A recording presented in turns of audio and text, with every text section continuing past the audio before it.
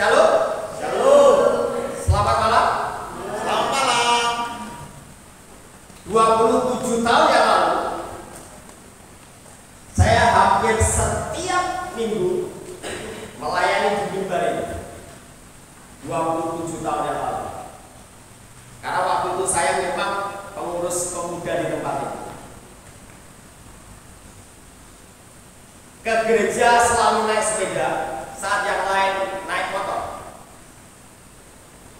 Tapi it's okay, gak ada masalah. Saya sering diajak Pak Joko pergi tenis waktu itu. Saya selalu ikut. Kenapa? Karena habis tenis untuk makan. Karena pada waktu itu saya kalau ada makanan ya makan. Kalau nggak ada makanan ya puasa. Saya bersyukur kalau sampai hari ini saya masih menjadi anak Tuhan. Dan saya bersyukur kalau sampai hari ini masih melayani Tuhan. Karena sekarang banyak anak-anak Tuhan yang sudah murtad, meninggalkan Tuhan, bahkan tidak melayani Tuhan.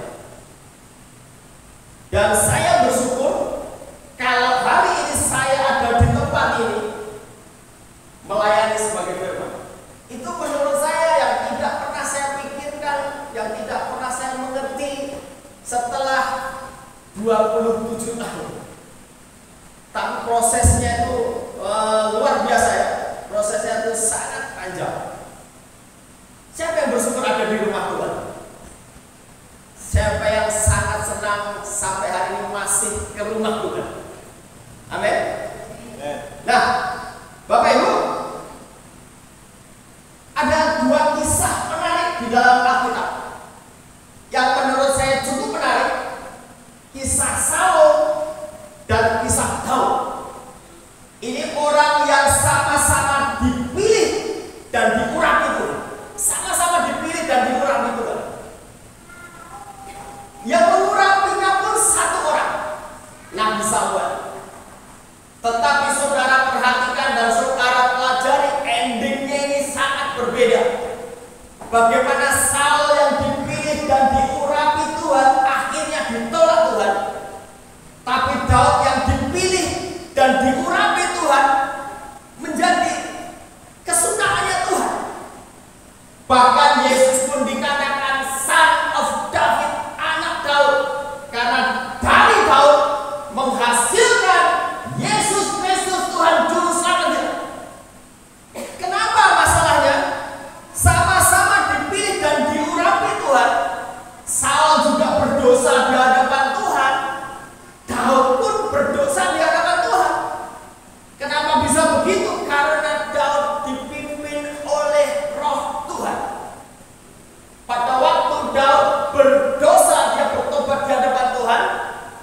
Tapi saat Daud berdosa dan diingatkan nabinya, dia berserah, dia minta ampun kepada Tuhan. Tapi saat Saul berdosa dan diingatkan oleh nabinya, dia malah memberontak.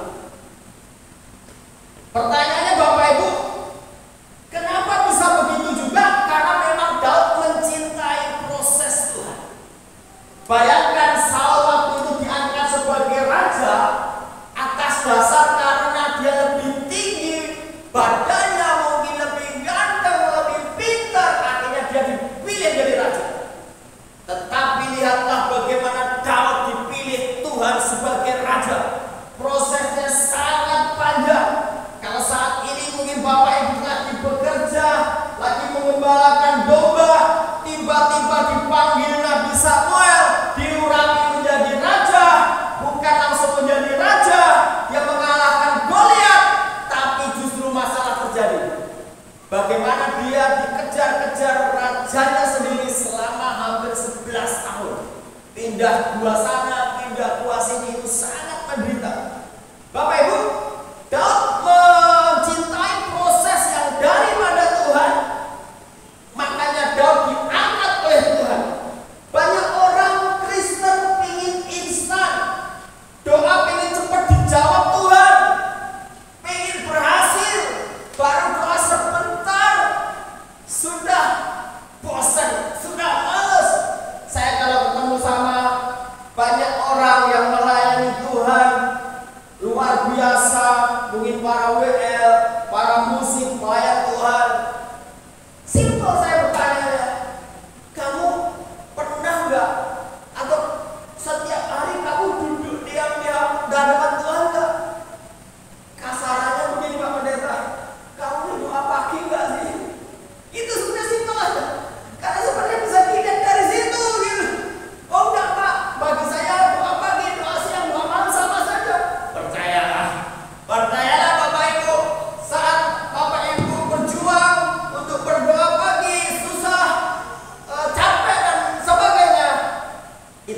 dihargai Tuhan luar biasa.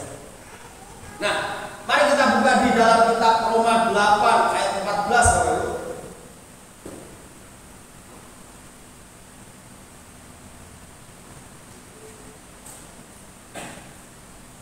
Roma 8 ayat 14.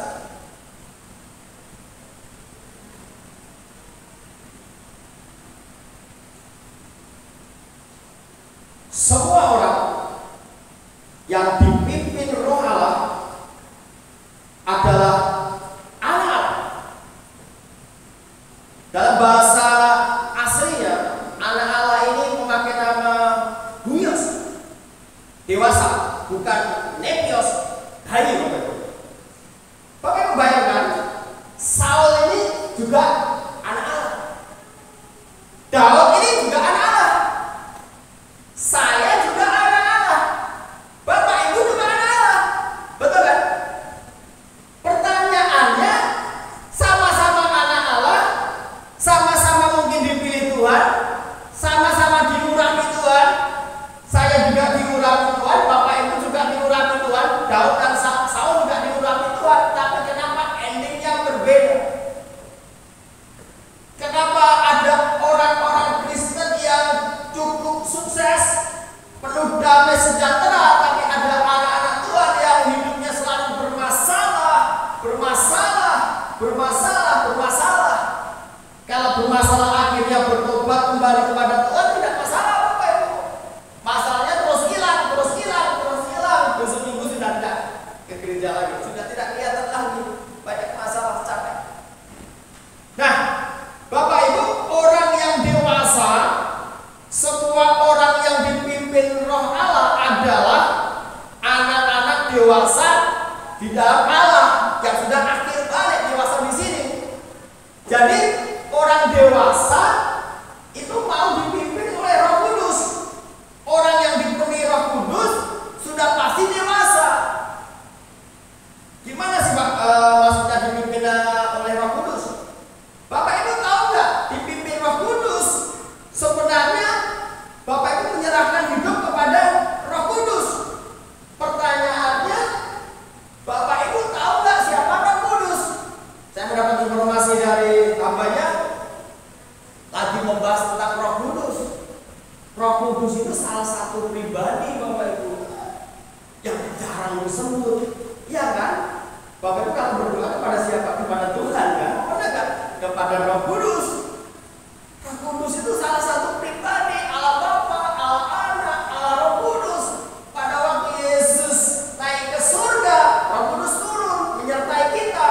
Dia bisa menghibur kita, dia bisa menolong kita. Tuhan, aku mesti khotbah apa ya di gereja kalau Roh Kudus sombong? Itu juga hanya Roh Kudus. Tuhan, ini biasa Tuhan, aku bingung, aku stres, aku mesti ngapain? Tanyakan Roh Kudus. Ingat, orang yang dewasa itu dipimpin oleh Roh Kudus. Pertanyaannya, Bapak Ibu dekat nggak dengan Tuhan dan Roh Kudus? Selalu tanya nggak? Saya punya kesaksian cukup simpel tapi menarik. Istri saya ini berkali-kali kehilangan anting-anting. Berkali-kali. Mungkin karena anting-antingnya terlalu kecil kan ya. Setahun lagi lah dia anting yang besar. Nah, tanya Roh Kudus. Tuhan Roh Kudus, anting-antingku di mana? Di sana loh, di tempat sampah. Dicari di tempat sampah ada nggak? Ada di tempat sampah. Karena tempat sampahnya itu ya di dapur, itu kan di dapur tempat sampahnya. Di luar tuh, anting-antingku hilang tadi. Di mana? Takut. Dia tuh selalu bilang ke saya, maaf, masih ada masalah besar. Anting-antingku hilang. Ya wes toh, tanya bapak toh, bapaknya kan di surga. Roh Kudus di mana anting-antingku? Di mana anting-antingku? Di rumah? Apa di luar? Karena aku sendiri luar. Di rumah. Dicari-cari ya udah ketemu. Dicari-cari udah ketemu.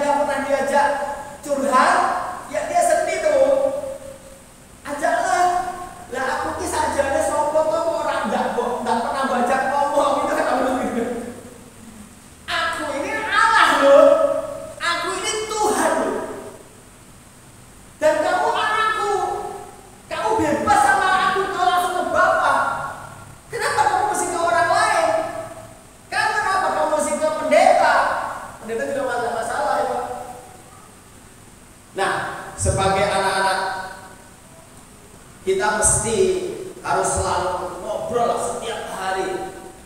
Tuhan, ingin aku rambut tuh mengira iso lho kok bayar kok tak mudeng lho Tuhan. Aku kan begitu. Sampai di situ tadi. Ibu aku rapi tak Tuhan, aku rapi kan aku yang percuma khotbah gitu Tuhan. Makanya doa Tuhan hadirlah di sini. Kalau Tuhan enggak hadir percuma kita. Benar kan? Nah, Tuhan ada di tengah-tengah kita. Firman Tuhan berkata, di mana 2-3 orang berkumpul dalam namaku, mintalah apa saja, maka Tuhan akan mengerti, mendengar dan menjawab. Makanya setiap saya berdoa, saya selalu minta supaya Tuhan hadir. Tuhan hadir, kalau Tuhan tidak hadir kan kurang enak Tuhan. Betul kan? Nah, Bapak Ibu, kenapa kita mesti dewasa di dalam Tuhan? Karena tantangan kita ini bukan hanya di gereja. Kalau di gereja ketemunya orang-orang baik, suci, kudus, benar di hadapan Tuhan. Tantangan kita itu di luar. Ketemunya para preman, para orang-orang yang penuh bermasalah. Saya ini sekian puluh tahun orang bermasalah. Saya tahu persis. Jadi saya katakan kalau saya masih jadi anak Tuhan dan melayani Tuhan, itu menurut saya emisi anugerah. Bayangkan 27 tahun yang lalu saya masih melayani di sini. Kalau saya dulu dekat dengan Tuhan, duduk dalam kebenaran firman Tuhan, mungkin tidak menuju 27 tahun ya Pak. Tidak menuju 27 tahun ya. Nah, Bapak Ibu, anak ini ada Alkitab menggambarkan sebuah kisah yang menarik. Satu si sulung, satu si bungsu. Ini dua anak ini anak yang bermasalah semua, Bapak Ibu. Jangan berkata tidak bermasalah. Yang si bungsu pergi meninggalkan membawa warisan dari bapaknya. Dia berdosa seenaknya, dia berzina seenaknya, selingkuh seenaknya, narkoba seenaknya, berbohong seenaknya, menipu seenaknya. Ya kan, dia hidup dalam dosa, dalam kenajisan, dan banyak hal dia lakukan. Untungnya dia kembali loh. Untungnya dia kembali. Seandainya banyak anak Tuhan yang kembali, oke, masih selamat. Pertanyaannya, kalau kita belum bertobat, hidup dalam kegelapan, tiba-tiba mati, tiba-tiba tabrakan, tiba-tiba kena jantung, belum bertobat nih. Bagaimana? Bisa kemana kita? Ke surga? Atau ke neraka? Belum sempat bertobat Pak Pendeta. Belum sempat bertobat ini, ya kan? Nah, Bapak Ibu, dia ini kembali kepada bapaknya. Bapaknya menunggu di luar dan menyambut anak si bungsunya. Bapaknya luar biasa. Surga kembali bersukacita karena satu jiwa diselamatkan. Tuhan berkata, satu domba hilang, yang lain meninggal untuk mencari domba yang satu. Jadi sebenarnya satu jiwa itu berharga di mata Tuhan. Dia diberikan jubah yang baru, sepatu yang baru, dipestakan. Masalahnya kembali si sulung ini yang bermasalah. Kenapa? Saya pikir kenapa ya? Ada anak-anak Tuhan setiap hari di gereja pelayanan, tapi nggak bisa menikmati. Selalu dalam kekurangan, selalu dalam masalah gitu. Si sulung ini tidak pernah meninggalkan bapaknya di rumah. Tapi pada waktu bapaknya membuat pesta buat anaknya si bungsu, apakah si sulung diundang? Diundang enggak? Coba Bapak Ibu baca. Enggak. Dia tanya ke pembantunya, ada apa? Si bungsu pulang. Bapak mau buat pesta. Lu berarti kan diundang. Betul? Ini dua-duanya bermasalah. Yang satu bertobat, kembali ke Bapak. Tidak gampang loh Bapak Ibu. Kalau Bapak Ibu biasa hidup dalam kegelapan, dalam kenajisan, dalam hal buruk, terus kemudian capek hidupnya, akhirnya kembali ke Tuhan, itu juga butuh sebuah proses kerendahan hati yang luar biasa.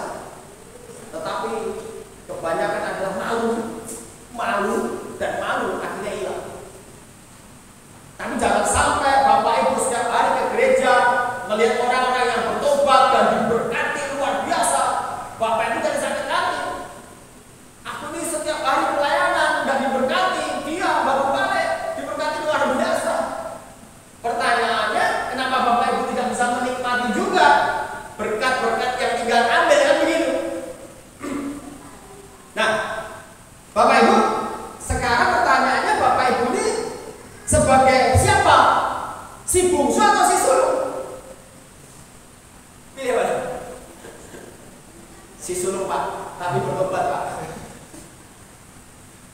Si bungsu Pak, oh jangan, ya. Kenapa jangan? Berat Pak itu juga kegelapan, di luar sana, susah lepas.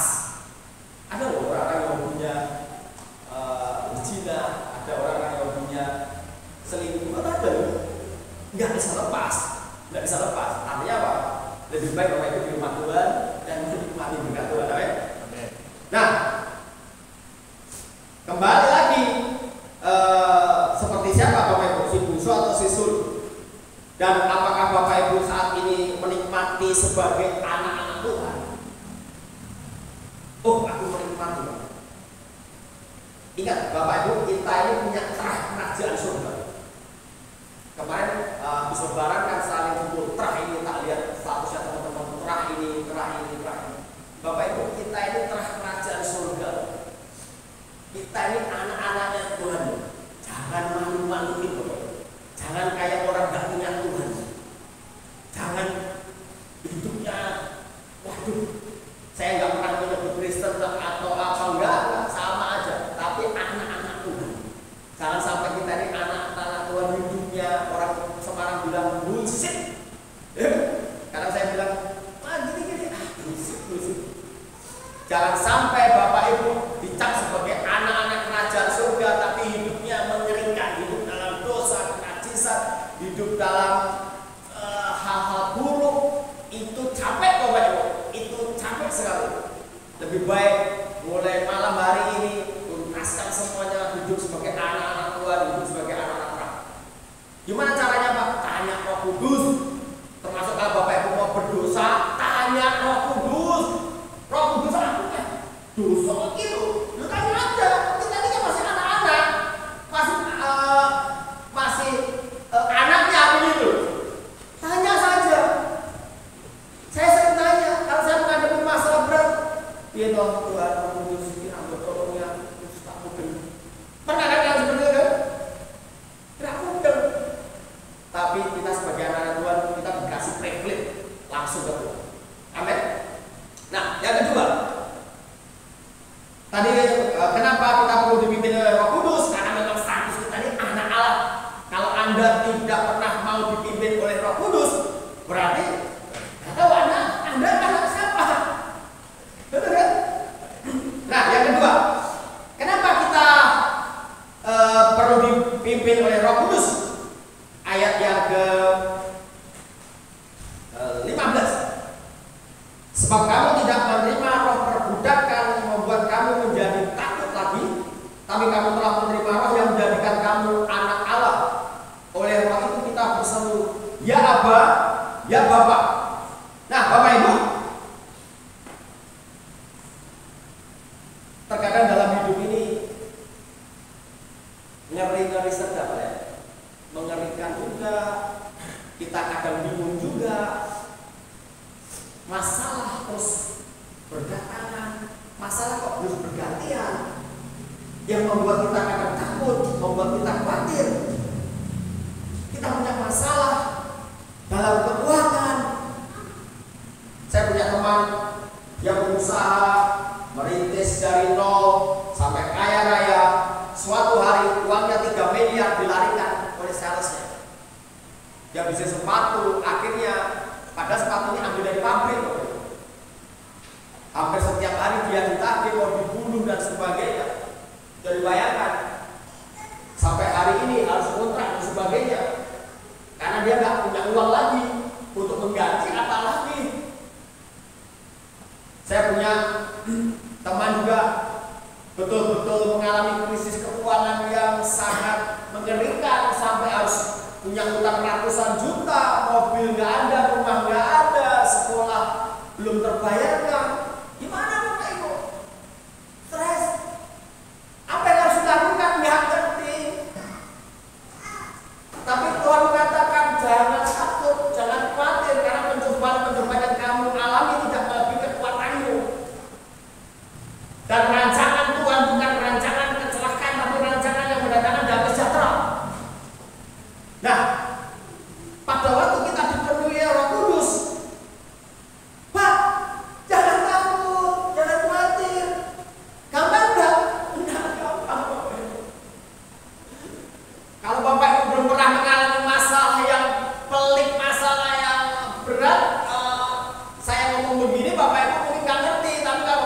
malam yang rasanya gimana, ini kontrakan sudah habis, duit gak ada, dikasih waktu 1 bulan, 1 bulan itu juga gak ada lagi, kasih 3 bulan gak ada lagi, disuruh pergi kemana?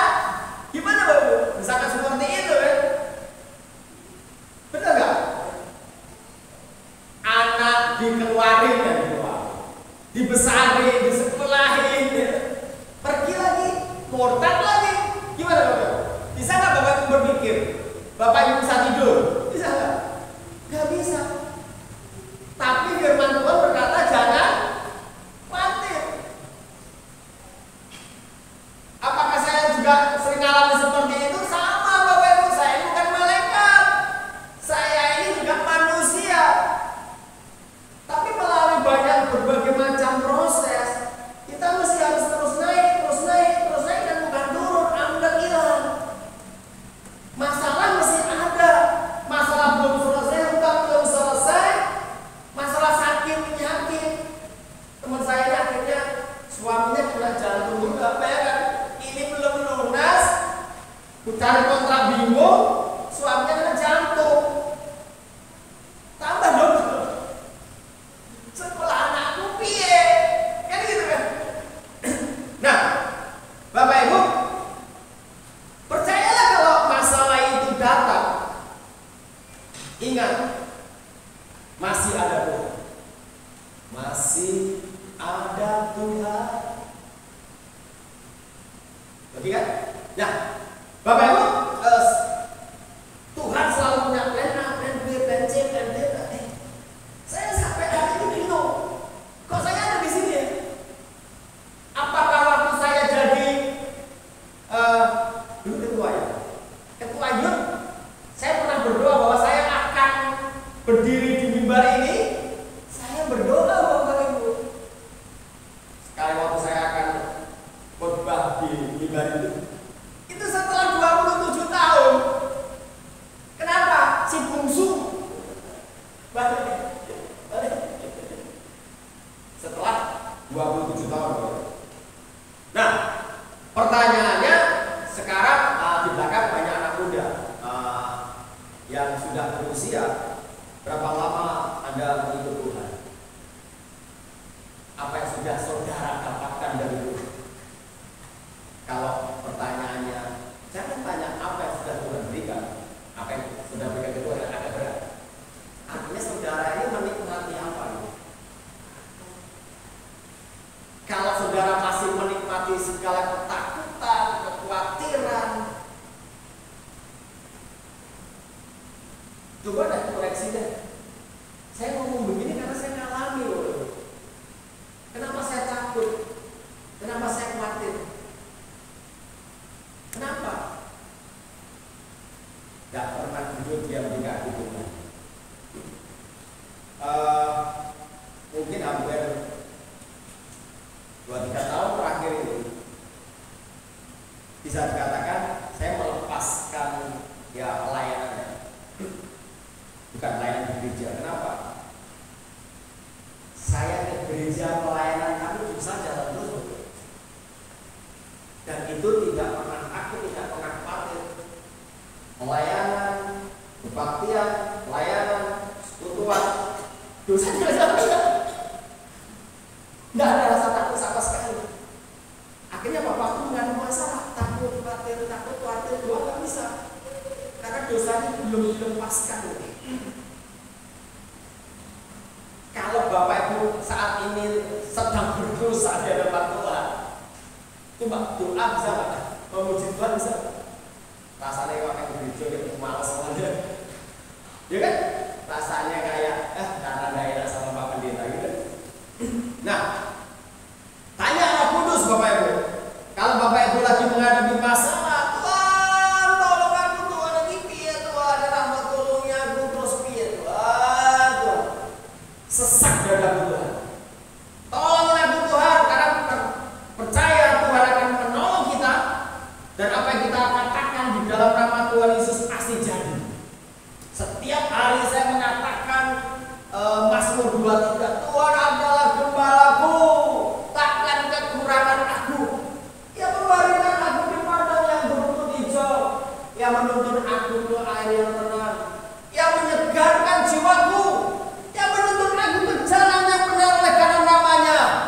Sekalipun aku berjalan dalam lembah kekelaman, aku tidak takut bahaya, sebab Engkau besertaku. Gadamu dan tongkatmu itulah yang menghibur aku. Kebajikan dan kekurangan akan menuntut aku seumur hidupku, dan aku akan diam dalam rumah Tuhan sepanjang. Kalau Bapak Ibu lagi mengalami ketakutan, deklarasi Bapak, perkatakan firman Tuhan.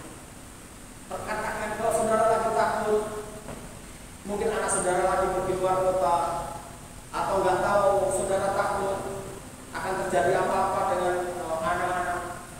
Setiap hari saya katakan Mazmur 91, ya, dalam lindungan Allah. Perkatakan Bapak Ibu, deklarasikan sampai ini timbul iman di dalam hidup. Perkatakan Bapak Ibu, perkatakan, perkatakan. Tuhan adalah gembala, takkan berkurang.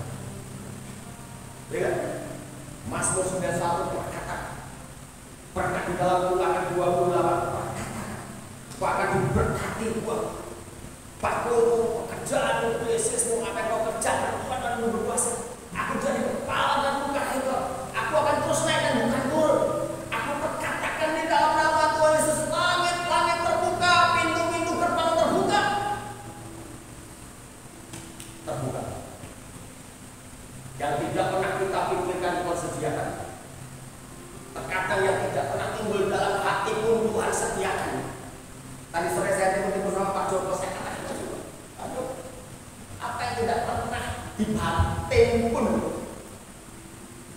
Tuhan pertemukan. Jadi Tuhan sediakan. Nah, perkatakan Bapak Ibu, deklarasikan firman Tuhan. Duduk diam, katakan, kalau aku cari damai, hanya ku dapat dalam Yesus. Kalau aku cari ketenangan, hanya ku dapat di dalam Yesus. Tak satu pun dapat menghiburku, tak seorang pun dapat menolongku. Hanya Yesus jawaban hidup. Kalau Bapak Ibu takut khawatir memuji Tuhan, Bapak Ibu, tidak usah ke pendeta, tidak usah ke WA-WA. Nanti Bapak Ibu punya masalah itu malah kemana-mana. Bukan didoakan malah diomongin kayak ini sih, ini kasihan ya, ini itu bukan kasihan Bapak Ibu, karena Bapak Ibu punya bantuan aja. Tidak usah Bapak Ibu. Apakah Bapak Ibu kalau bicara ke teman-teman, teman-teman bisa bantu dan doakan? Enggak Bapak Ibu. Duduk diam, katakan firman Tuhan, memuji Tuhan. Bersama Dia hatiku damai, walau dalam lembah kekelaman. Bersama Dia hatiku damai, walau hidup penuh tantangan, tak satu pun dapat menghiburku, tak seorang pun dapat menolongku. Hanya Yesus jawaban hidup. Siapa Bapak Ibu yang takut waktu memuji Tuhan itu tiba-tiba menangis di hadapan Tuhan? Itu karena Roh Kudus menyertai Bapak Ibu. Dia ini penghibur. Tenang, tenang, tenang. Badai pasti berlalu. Badai pasti berlalu. Saya kadang katakan dalam nama Yesus, badai tenang. Karena takut, karena khawatir. Tapi waktu kita berkata, Tuhan adalah di saat aku takut, Tuhan Roh Kudus memberi aku penghidupan. Amin. Yang terakhir Bapak Ibu, kenapa kita perlu dipimpin oleh Roh Kudus? Kita baca ayat yang ke 17. Dan jika kita adalah anak, maka kita juga adalah ahli waris. Maksudnya orang-orang yang berhak menerima janji-janji Allah, yang akan menerimanya bersama-sama dengan Kristus, yaitu jika kita menderita bersama-sama dengan Dia, supaya kita juga dipermuliakan bersama-sama dengan Dia. Hal yang ketiga, kenapa kita perlu dipimpin oleh Roh Kudus? Supaya kita bisa menerima janji Allah sebagai anak-anak Allah. Bapak Ibu sekarang ini sebagai anak-anak Allah, oke, clear. Yang kedua tadi dikatakan Bapak Ibu dipimpin oleh Roh Kudus supaya tidak ada ketakutan, kekhawatiran dalam hidup. Yang ketiga, supaya Bapak Ibu menerima janji-janji Tuhan. Janji Tuhan itu supaya Bapak Ibu masuk ke surga. Endingnya kan begitu. Mau kaya, mau miskin, mau sakit, mau sehat, endingnya yang penting Bapak Ibu masuk surga. Fokus ke Tuhan, fokus ke surga. Kalau Bapak Ibu saat ini masih ada di dunia ini, supaya Bapak Ibu bisa menjadi berkat bagi orang lain.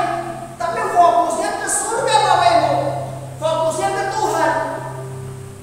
Jangan terlalu banyak fokus ke hal-hal dunia. Saya waktu itu berkata, Tuhan, Kau beri aku talenta untuk aku berbicara untuk hal-hal acara-acara dunia. Kenapa Tuhan tidak pakai aku untuk acara-acara rohani? Gak butuh waktu lama loh kalau saya ada di sini. Saya pikir, kok bisa ya? Kok bisa ya? Nah, Bapak Ibu, pertanyaannya, kenapa yang kekurangan selalu kekurangan, yang bermasalah selalu bermasalah? Kenapa banyak anak-anak Tuhan tidak bisa menikmati berkat Tuhan? Yang pertama jelas karena ada dosa di antara kita. Ada dosa di antara kita. Bapak Ibu, kalau Bapak Ibu masih ada dosa, seperti saya dulu, pelayanan tetap pelayanan, tapi kok omongannya nyakit ya. Pelayanan tetap pelayanan, tapi selingkuh jalan terus Bu. Pelayanan tetap pelayanan, tapi berzina jalan terus Bu. Itu mengerikan Bapak Ibu, mengerikan. Karena firman Tuhan mengatakan, aku tidak mengenal kamu. Ditendang Tuhan. Matang itu Bapak Ibu. Matang Bapak Ibu. Kenapa? Karena dosa Bapak Ibu. Terutama anak-anak muda. Hati-hati sekali. Mengerikan memang. Coba Bapak anak-anak muda cek di Google, buka misalkan tabut Tuhan, atau misalkan tentang Israel. Yang kedua, gambar-gambar gak jelas ya. Loh, buka tentang tabut Tuhan, tentang Alkitab, keluarnya dulu. Kok gambar-gambar porno lah, gambar-gambar ini, ya kan? Jual paha ayam lah, jual apa ini. Aneh ya? Ini mengerikan loh, mengerikan ya. Dulu kita tidak ada Google, tidak ada handphone sekelas itu aja bisa bubar apalagi sekarang. Mengerikan ya. Nah, dosa harus diselesaikan Bapak Ibu. Kalau enggak Bapak Ibu akan naik turun terjun payung, naik turun terus sampai. Dan Bapak Ibu tidak akan pernah naik, tapi turun lagi, naik lagi, turun lagi. Kenapa Bapak Ibu satu naik lagi? Setan berusaha, ayo tak naik lagi, turun lagi, tak naik lagi. Pertanyaannya, berkat itu dari Tuhan atau dari setan? Setan bisa kasih berkat loh, jangan kalah itu. Tapi kalau mau diberkati, artinya mendapat kekayaan, tapi itu tidak membuatmu dekat dengan Tuhan. Jangan-jangan itu bukan dari Tuhan. Tanya Roh Kudus, ini dari Tuhan atau dari setan ya? Kalau setan nggak mungkin ngomong dari aku, enggak. Ya dia akan diam saja. Nah, Bapak Ibu, kenapa banyak anak-anak Tuhan tidak menikmati berkat Tuhan? Karena engkau tidak percaya kepada Tuhan. Bagaimana engkau percaya engkau nggak pernah ngobrol dengan Tuhan? Harusnya kekristenan itu bukan hanya masalah ibadah. Setiap hari kau mesti tanya, Tuhan, Roh Kudus, aku hari ini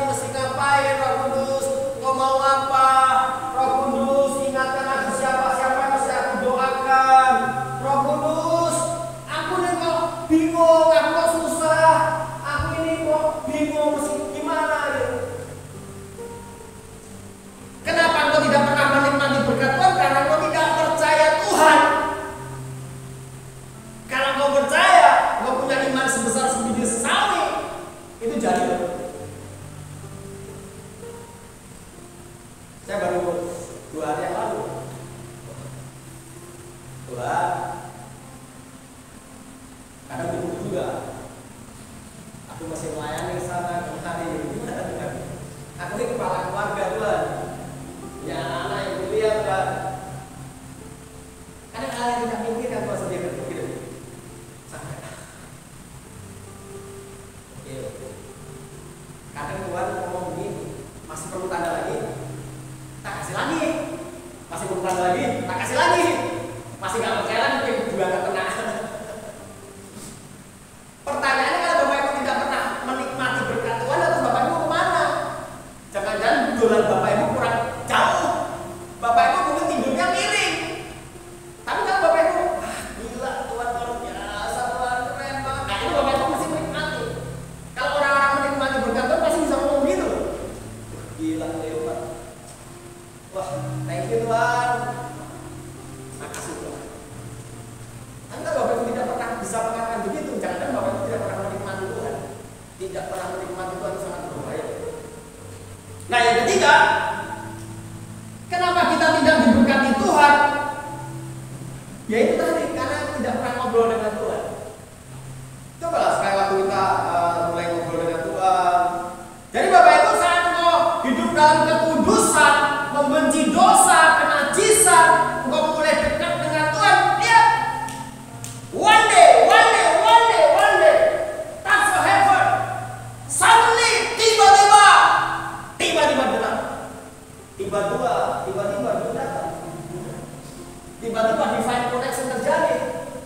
Tiba-tiba ada Tuhan selesaikan. Kalau menjaga kekudusan, menjauhkan dari dosa, dan kau duduk di dekat dengan Tuhan, kau merasakan Tuhan, one day, satu hari, suddenly, itu terbuka, langit terbuka, dan kau akan merasakan, wow, keren Tuhan, jos Tuhan, keren banget Tuhan. Oh, terima kasih Tuhan. Nah, terkadang apa yang tidak kita pikirkan Tuhan sediakan. Karena memang Roh Allah itu ada padaku. Ia telah mengurangi aku Bapak Ibu untuk mengutus, mengabarkan kabar baik kepada orang-orang sengsara, untuk merawat orang-orang yang lemah hati, untuk memberitakan pembebasan kepada orang-orang tawanan yang di dalam penjara, dan memberitakan kebenaran Tuhan.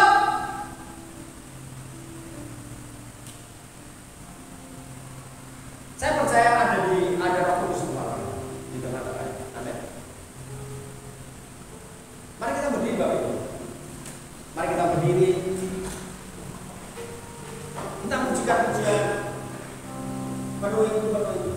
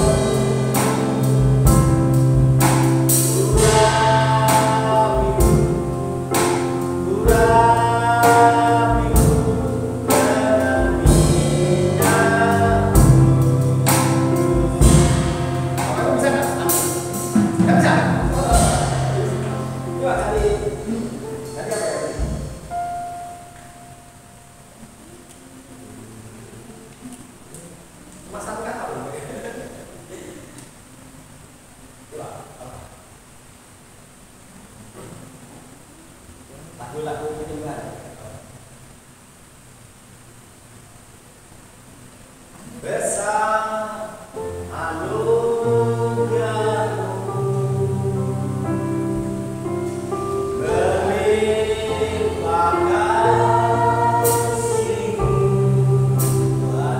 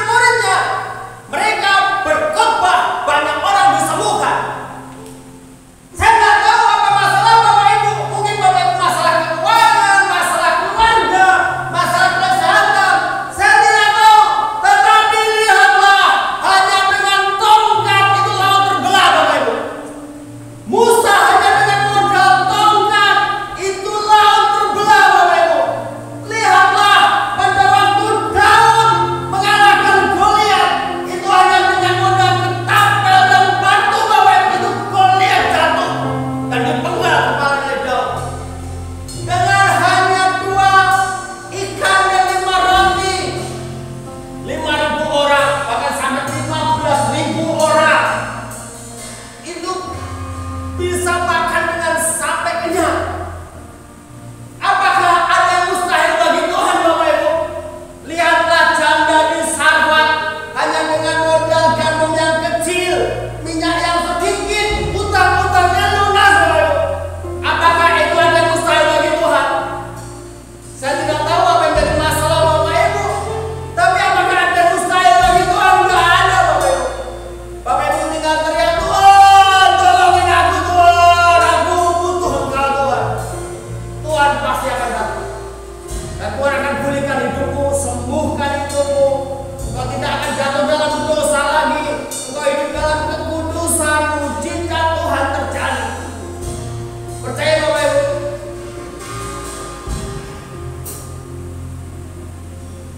Biarkan Roh Kudus bekerja pada malam hari ini. Kursikan aku juga. Tidak ada mustahil bagi Tuhan, Bapak Ibu. Masih ada Tuhan, Bapak Ibu. Jangan pernah takut. Ada Roh Kudus yang menyertai hidupmu. Ada Tuhan, Bapak Ibu. Masih ada Tuhan. Masih ada Roh Kudus. Selama engkau tidak pernah meninggalkan Dia, Dia akan selalu dekat bersamamu, Bapak Ibu. Tidak ada mustahil bagi Tuhan. Asal ku jamaah jumpanya saja aku pasti sembuh, Bapak Ibu. Simpel banget imannya. Sangat simpel, Bapak Ibu. Bartimeus cuma mengatakan, Yesus, anak Kau kasihanilah aku. Tuhan cuma mengatakan, apa yang Kau mau aku berbuat? Aku mau melek, sembuh, total, Bapak Ibu. Dan sembuh, Bapak Ibu. Terima kasih Tuhan buat malam hari ini. Engkau melihat hati dan masalah jemaatmu di tempat ini, Tuhan. Tuhan, bicaralah, Tuhan. Apa yang Kau mau buat mereka? Apa yang mau Kau selesaikan buat mereka? Terima kasih, Tuhan. Terima kasih, Tuhan. Terima kasih, Tuhan. Terima kasih, Tuhan. Ya, ya Tuhan. Ya Tuhan.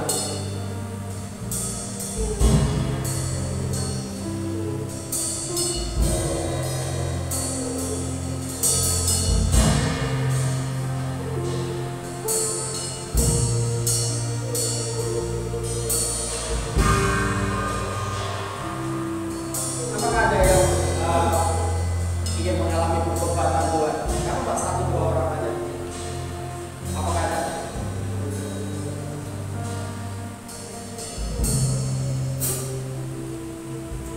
Kau bisa katakan? Saya tidak akan meminta Anda maju ke depan.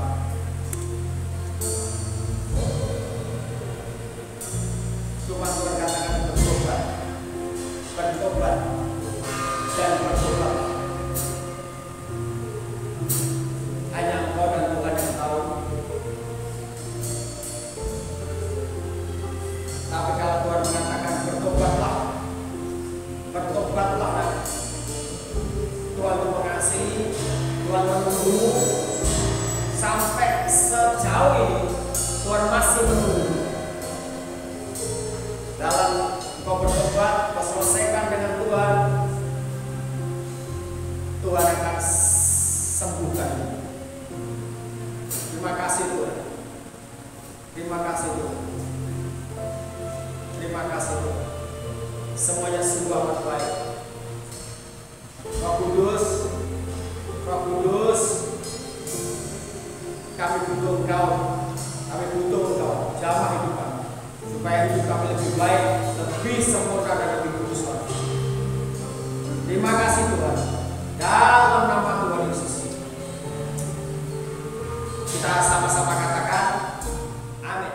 Ya, terima kasih Mas Uung yang sudah memimpin kita dalam doa syafaat. Kita masuk dalam pengumuman.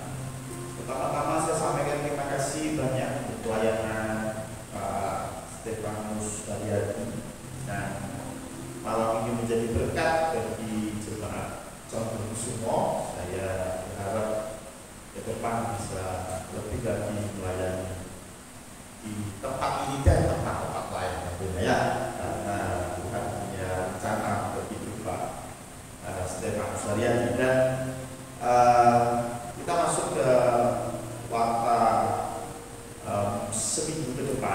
yang perlu digarisbawahi adalah ada doa Selasa tanggal 16 Mei jam setengah 7 malam. Doa dipimpin oleh Ibu Sugeng. Dan hari Kamis, ini penting ya, hari Kamis itu hari spesial ya, karena itu hari kenaikan Jelali ya. Jadi nanti saking biasanya nanti Jumat baru bingung KPK ya, Kamisnya lupa. Jadi Kamis kita akan adakan ibadah kenaikan dan itu jam 5 sore ya, seperti hari ini jam 5 sore hari Kamis kita akan melakukan ibadah kenaikan.